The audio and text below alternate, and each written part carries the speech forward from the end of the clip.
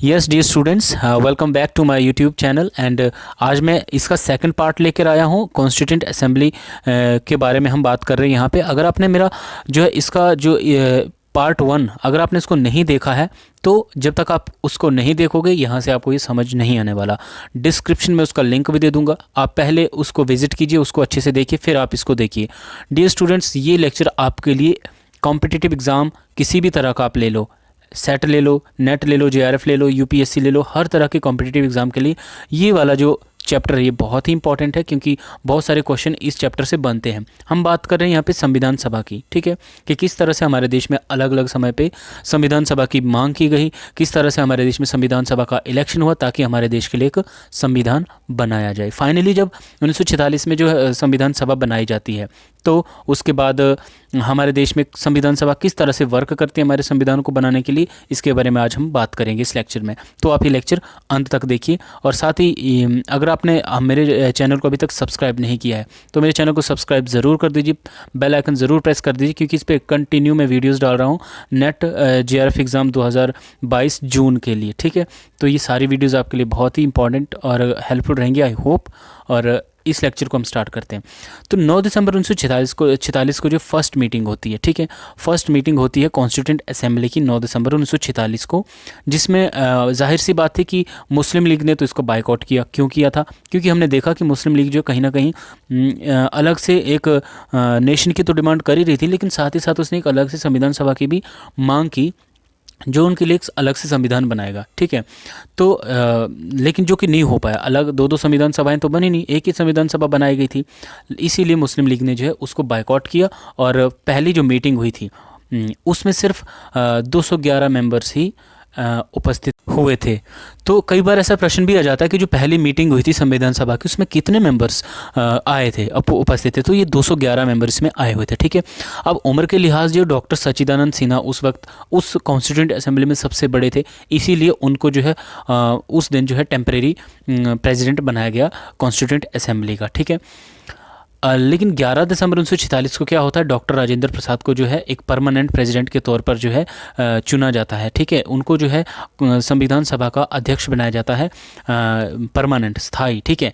लेकिन इसमें ख़ास बात ये थी कि इसमें 2 वाइस प्रेसिडेंट चुने गए, जिसमें पहले थे एच.सी. मुखर्जी और वी.टी. कृष्णमाचारी। फ्रेंड्स, बहुत कम जगह पे ये रेफरेंस मिलता है कि वी.टी. कृष्णमाचारी भी इसके वाइस प्रेसिडेंट थे, क्योंकि अमूमन मैक्सिमम टाइम हम ये देखते हैं कि राजेंद्र प्रसाद को प्रेसिडेंट बना गया और एच.सी. मुखर्जी को वाइस प्रेसिडेंट बनाया गया। लेकिन कहीं भी ये चीज़ मेंशन नहीं की जाती है कि वी.टी. कृष्णमाचारी भी इसके एक सेकंड वाइस प्रेसिडेंट थे, ठीक है। तो ये चीज़ भी याद रखना, क्योंकि एग्ज़ाम के पर्पस से बहुत ही ज़रूरी है। उसके बाद क्या होता है, देखिए 13 दिसंबर 1946 को ठीक 2 दिन बाद नेहरू जो है उद्देश्य प्रस्ताव अपना पेश करते हैं संविधान सभा में, अपना उद्देश्य प्रस्ताव प्रस्तुत करते हैं, जिसे ऑब्जेक्टिव रेजोल्यूशन भी कहा जाता है, जो कहीं ना कहीं हमारे देश का जो संविधान था उसकी एक भावी रूपरेखा तैयार करता है, ठीक है। तो नेहरू के जो उद्देश्य प्रस्ताव ने जो भारत के संविधान के जिसमें मुख्य मतलब उद्देश्यों जैसे सामाजिक, आर्थिक एवं राजनीतिक न्याय की बात की गई, अभिव्यक्ति की स्वतंत्रता एवं उपासना का अधिकार सम्मिलित था उसमें, ठीक है। और ये भी इसमें कहीं ना कहीं जिक्र था कि भारत के जो है पिछड़े वर्गों जैसे अनुसूचित जातियों, अनुसूचित जनजातियों और अल्पसंख्यकों के हितों की रक्षा की भी इसमें घोषणा की जाएगी। भारत एक संप्रभु राज्य है, इसीलिए कहीं ना कहीं भारत की एकता पर भी इसमें बल दिया जाएगा। इंटरनेशनल पीस को भी कहीं ना कहीं प्रमोट किया जाएगा। तो ये सारी चीज़ें जो है कहीं ना कहीं उद्देश्य प्रस्ताव में मिश्रित थी। इसमें एक और महत्वपूर्ण बात है कि जो बी.एन. राव थे, ठीक है, उनको जो है हमारे संविधान का संवैधानिक सलाहकार नियुक्त किया गया था। तो ऐसी बहुत सारे ऐसे एग्ज़ाम हुए हैं जिसमें ये प्रश्न जो है डायरेक्ट पूछा जाता है कि संवैधानिक सलाहकार कौन थे। तो बी.एन. राव जो संवैधानिक सलाहकार थे, तो इस बात को भी आप याद रखिएगा। आगे हम देखते हैं। यस, तो नेक्स्ट हम इसमें देखेंगे कि इंडियन इंडिपेंडेंस एक्ट के बाद जो इसमें क्या कुछ चेंज आता है, किसमें, कॉन्स्टिट्यूंट असेंबली में। तो इसमें क्या होता है कि 3 मेजर चेंजेस आते हैं। सबसे पहले जो है असेंबली मेड फुली सॉवरन, जो कॉन्स्टिट्यूंट असेंबली उसको फुली जो है सॉवरन किया गया।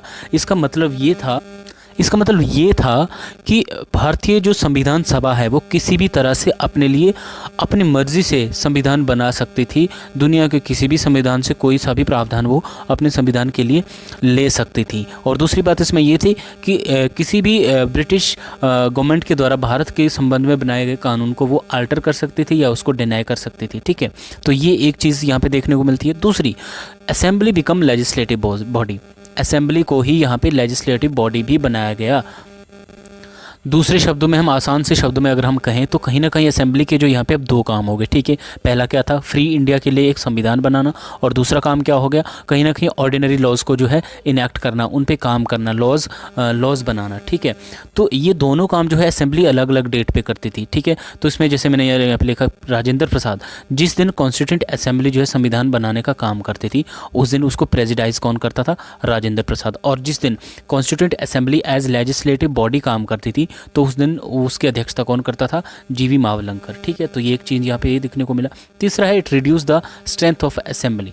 तो कहीं ना कहीं क्या होता है कि असेंबली, कॉन्स्टिट्यूंट असेंबली जिसकी स्ट्रेंथ जो 389 थी अब वो रिड्यूस हो गई, वो 299 हो गई। क्यों? क्योंकि भारत का विभाजन हो चुका है, मुस्लिम लीग के सदस्य जो है जो भी छोड़ना चाहते थे वो कॉन्स्टिट्यूंट असेंबली से वो लेफ्ट कर चुके हैं। अब इंडियन प्रोविंसेस, जो पहले ब्रिटिश प्रोविंसेस था, अब क्योंकि after independence it is called Indian provinces, वहाँ से पहले 296 मेंबर लिए जाते थे, लेकिन अब यहाँ से सिर्फ 229 मेंबर लिए गए। ठीक है, या यूँ कहें कि जहाँ से 296 मेंबर थे अब वहाँ से 229 मेंबर ही रह गए थे। और दूसरा, प्रिंसली स्टेट्स, जहाँ से हमने क्या देखा था कि 93 मेंबर्स को जो वहाँ के गवर्नर के द्वारा नॉमिनेट किया जाएगा संविधान सभा के लिए, अब वहाँ से कितने मेंबर बच गए, सिर्फ 70 मेंबर। तो ये एक तीसरा मेजर चेंज हमें देखने को मिला था कि अब जो कॉन्स्टिट्यूंट असेंबली की जो स्ट्रेंथ थी वो कहीं ना कहीं रिड्यूस हो चुकी थी, कम हो चुकी थी। यस, तो एक लेजिस्लेटिव असेंबली के तौर पर काम करने के बाद के साथ साथ ही कॉन्स्टिट्यूंट असेंबली को कुछ और काम भी करने पड़े। जैसे कि सबसे पहले क्या था कि it rectify the Commonwealth membership May 1949। ठीक है, 1949 मई 1949 में जो है कॉन्स्टिट्यूंट असेंबली ने जो है भारत की कॉमनवेल्थ की मेंबरशिप को रेक्टिफाई किया, कहीं ना कहीं उस चीज़ को अनुसमर्थन किया कि हम उसकी मेंबरशिप ले सकते हैं। लेकिन ये देखिए कि क्या था कि भारत कभी भी उसकी मेंबरशिप को छोड़ सकता था, ऐसा कोई बाध्य नहीं था भारत के ऊपर कि अगर आपने कॉमनवेल्थ की मेंबरशिप ली है तो आपको उसका परमानेंट स्थायी सदस्य बनकर रहना ही पड़ेगा, ऐसा कोई ज़रूरी नहीं था। दूसरी बात क्या थी, 22 जुलाई 1947 को नेशनल फ्लैग को अडॉप्ट किया। ठीक है, 22 जुलाई 1947, ये डेट सारी आपको याद करनी पड़ेंगी, इसका कोई निमोनिक्स नहीं है, बल्कि सारी ये चीज़ें आपको याद रखनी पड़ेंगी। नेक्स्ट था कि 24 जनवरी 1950, देखिए जो कॉन्स्टिट्यूंट असेंबली का जो फाइनल सेशन था वो कब हुआ था, 24 जनवरी 1950 को ही हुआ था। इसमें इस दिन बहुत सारी चीज़ें हुई थी। पहली बात कि राष्ट्रगान और राष्ट्रगीत, नेशनल एंथम और नेशनल सॉन्ग को जो है अडॉप्ट किया गया कॉन्स्टिट्यूंट असेंबली के द्वारा 24 जनवरी 1950 को। दूसरी बात क्या थी कि it elected the first president of India, 24 जनवरी 1950 को ही राजेंद्र प्रसाद को जो है भारत का पहला राष्ट्रपति चुना गया था। तो ऐसी ये भी सारी याद रखने वाली चीज़ें कि कब जो भारत का पहला राष्ट्रपति चुना गया था। और दूसरा ये था कि फर्स्ट पार्लियामेंट का या प्रोविजनल पार्लियामेंट का काम किया कॉन्स्टिट्यूंट असेंबली ने कब तक, जब तक कि 1951-52 में पहले आम इलेक्शन नहीं हो जाते। तो ये कुछ खास बातें थी। दूसरी बात ये थी कि कॉन्स्टिट्यूंट असेंबली ने जो संविधान को बनाने के लिए जो टाइम लगाया था वो 2 साल 11 महीने और 18 दिन का टाइम इसने लगाया था। बाकी और भी छोटी छोटी सी जानकारी है इसके बारे में, जैसे इस पे टोटल एक्सपेंडिचर जो 64 लाख लगा था या इसके 11 सेशन हुए थे। तो ये सारी चीज़ें जो है उतनी खास नहीं है एग्ज़ाम के पर्पज़ से। फ़िलहाल ये सारी चीज़ें जो आपके लिए एग्ज़ाम के नज़रिए से बहुत इंपॉर्टेंट है, याद रखना। ठीक है, तो ये कुछ ज़रूरी चीज़ें हैं, आप इन सब चीज़ों को भी आप नोट डाउन कर लीजिए। सो दोस्तों, आगे हम बात करेंगे संविधान सभा की विभिन्न समितियों के बारे में। तो लेकिन उसके लिए आपको वेट करना पड़ेगा, क्योंकि उसके लिए हम एक पार्ट 3 बनाएंगे। नेक्स्ट लेक्चर में उसके बारे में बात करेंगे, अच्छे से विस्तार से बात करेंगे। ये आपको कॉम्पिटिटिव एग्ज़ाम के वे से बहुत ही ज़्यादा इम्पॉर्टेंट चैप्टर है ये। ठीक है, आप इसको मिस मत कीजिए। I personally recommend this chapter for you, all of you. ठीक है, तो आपको सबको ऑल द बेस्ट विशेज़, और बहुत जल्द मिलते हैं नए हम इसके पार्ट के साथ, पार्ट 3 के साथ। तो तब तक के लिए थैंक यू सो मच।